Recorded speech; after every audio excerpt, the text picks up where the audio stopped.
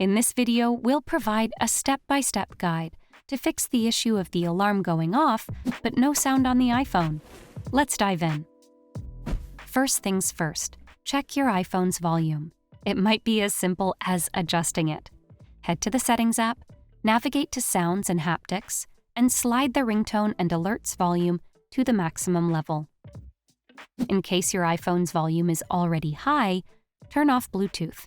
It might have accidentally paired with your headphones. Swipe down the control center from the top right corner and tap on the Bluetooth icon to turn it off. On the contrary, the Attention Aware feature can sneakily lower the volume when you're staring at your phone. Dive into the Settings app and tap on Face ID and Passcode. Then, enter your passcode, scroll down, and switch off the toggle next to Attention Aware features. If none of these fixes work, try the Jack of all trades. Restart your iPhone.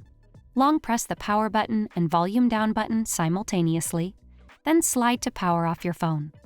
Once done, wait for a few seconds and press and hold the power button until you see the Apple logo.